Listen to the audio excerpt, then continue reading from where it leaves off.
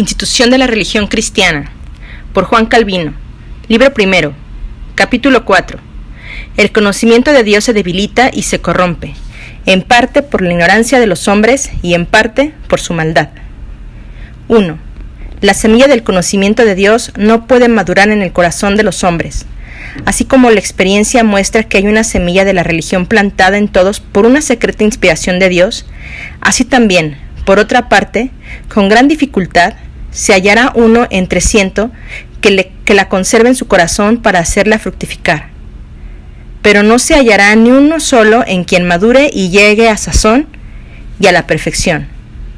Porque sea que unos se desvanezcan en sus supersticiones, o que otros a sabiendas maliciosamente se aparten de Dios, todos degeneran y se alejan del verdadero conocimiento de Dios. De aquí viene que no se halle en el mundo ninguna verdadera piedad. En cuanto a lo que he dicho, que algunos por error caen en superstición, yo no creo que su ignorancia les excuse de pecado, porque la ceguera que ellos tienen casi siempre está acompañada de vana presunción y orgullo. Su vanidad, juntamente con su soberbia, se muestra en que los miserables hombres no se elevan sobre sí mismos, como sería razonable, para buscar a Dios, sino que todo lo quieren medir conforme a la capacidad de su juicio carnal, y no preocupándose verdaderamente y de hecho, de buscado, no hacen con su curiosidad más que dar vueltas a vanas especulaciones.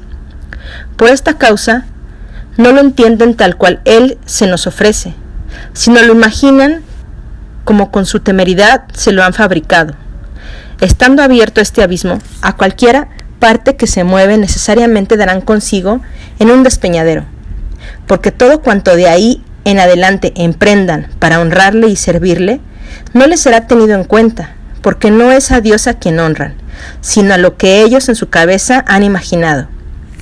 San Pablo, en Romanos 4:22, expresamente condena esta maldad diciendo que los hombres, apeteciendo ser sabios, se hicieron fatuos, y poco antes había dicho que se habían desvanecido en sus discursos.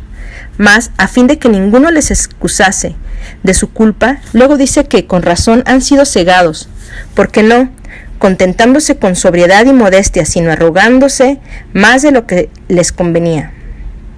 Voluntariamente y a sabiendas se han procurado las tinieblas.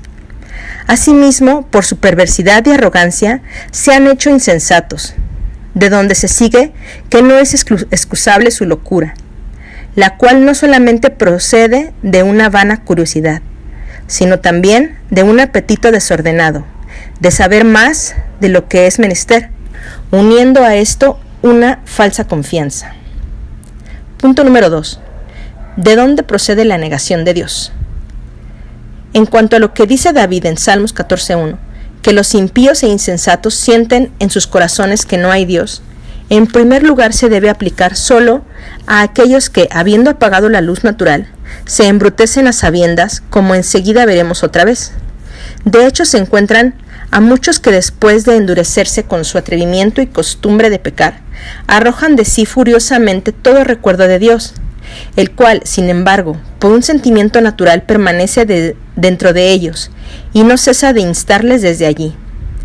Y para hacer su furor más detestable, dice David que explícitamente niegan que haya Dios, no porque le priven de su esencia, sino porque despojándole de su oficio de juez y proveedor de todas las cosas, lo encierran en el cielo, como si no se preocupara de nada, porque como no hay cosa que menos convenga a Dios que quitarle el gobierno del mundo y dejarlo todo al azar, y hacen que ni oiga ni vea, para que los hombres pequen a rienda suelta.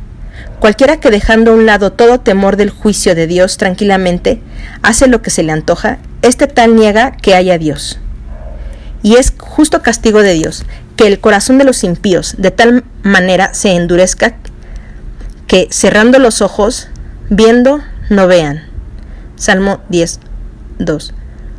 Y el mismo David, Salmo 36:2, que expone muy bien su intención, y en otro lugar dice que no hay temor de Dios delante de los ojos de los impíos, y también que ellos con gran orgullo se alaban cuando pecan, porque están persuadidos de que Dios no ve. y aunque se ven forzados a reconocer que hay Dios, con todo, lo despojan de su gloria, quitándole su potencia. Porque así como, según dice Pablo en 2 de Timoteo 2:13, Dios no se puede negar a sí mismo, porque siempre permanece en la misma condición y naturaleza. Así estos malditos, al pretender que es un ídolo muerto y sin virtud alguna, son justamente acusados de negar a Dios. Además de esto, hay que notar que, aunque ellos luchen contra sus mismos sentimientos y deseen no solamente arrojar a Dios de ellos, sino también destruirlo en el cielo mismo, nunca empero llegará a tanto su necedad, que algunas veces Dios no los lleve a la fuerza ante su tribunal. Mas porque no hay temor que los detenga de arremeter contra Dios impetuosamente, mientras permanecen así arrebatados de ciego furor, es evidente que se han olvidado de Dios y que reina en ellos el hombre animal. Punto número 3. El verdadero servicio de Dios es cumplir su voluntad. De este modo queda deshecha la frívola defensa con que suelen muchos colorear su superstición. Piensan que para servir a Dios basta cualquier deseo de religión, aunque sea desordenado, pero no advierten que la verdadera religión se debe conformar a la voluntad de Dios como a una regla que jamás se fuerce, y que Dios siempre permanece en su ser del mismo modo, y que no es un fantasma que se transfigura según el deseo y capricho de cada cual. Y es cosa clara ver en cuántas mentiras y engaños la superstición se enreda cuando pretende hacer algún servicio a Dios, porque casi siempre se sirve de aquellas cosas que Dios ha declarado no importarle, y las que manda y dice que le agradan, o las menosprecia o abiertamente las rechaza. Así que todos cuanto quieren servir a Dios con sus nuevas fantasías, honran y adoran sus desatinos, pues nunca se atreverían a burlarse de Dios de esta manera, si primero no se imaginaran un Dios que fuera igual que sus desatinados desvaríos.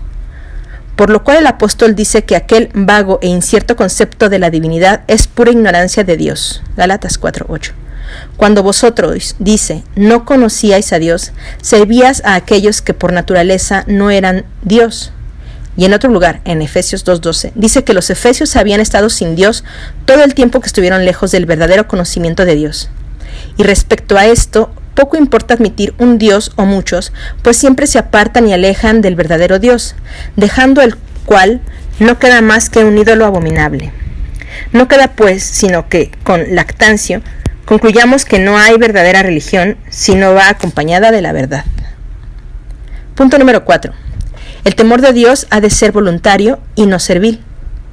Hay también otro mal, y es que los hombres no hacen gran caso de Dios si no se ven forzados a ello, ni se acercan a Él más que a la fuerza, ni aun entonces le temen con temor voluntario, nacido de reverencia a su divinidad majestad, sino solamente con el temor servil y forzado que el juicio de Dios, aunque les pese, causa en ellos, el cual temen porque de ninguna manera pueden escapar del mismo.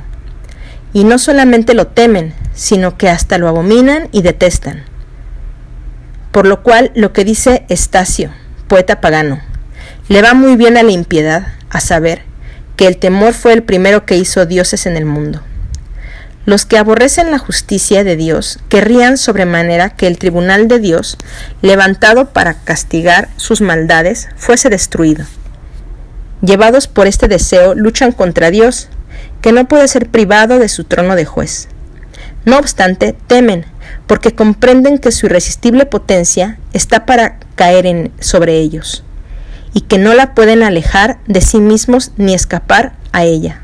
Y así, para que no parezca que no hacen caso en absoluto de aquel cuya majestad los tiene cercados, quieren cumplir con él con cierta apariencia de religión.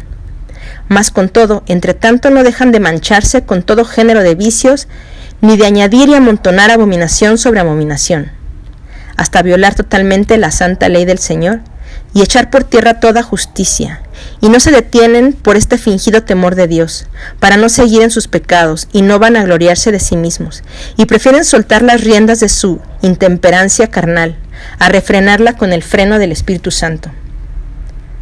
Pero como esto no es sino una sombra vana y falaz de religión, y apenas digna de ser llamada sombra, es bien fácil conocer cuánto la verdadera piedad que Dios solamente inspira en el corazón de los creyentes se diferencia de este confuso conocimiento de Dios.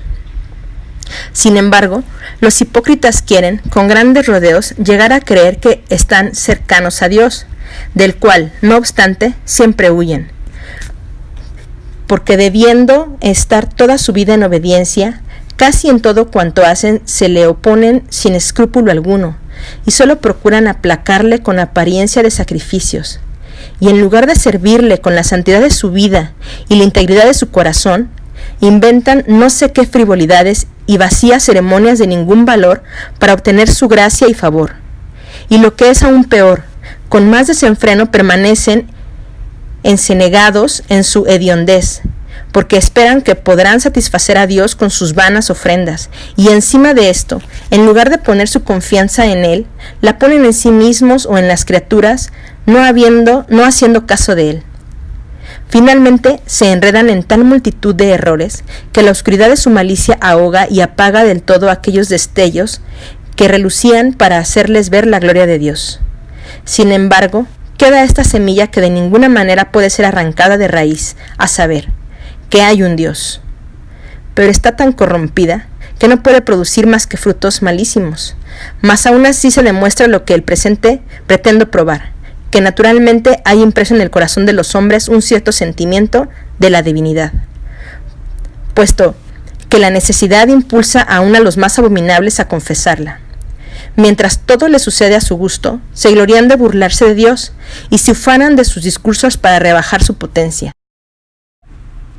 Mas si alguna desgracia cae sobre dos, les fuerza a buscar a Dios y les dicta y hace decir oraciones sin fuerza ni valor, por lo cual se ve claramente que no desconocen del todo a Dios, sino que lo que debía haberse manifestado antes ha quedado encubierto por su malicia y rebeldía.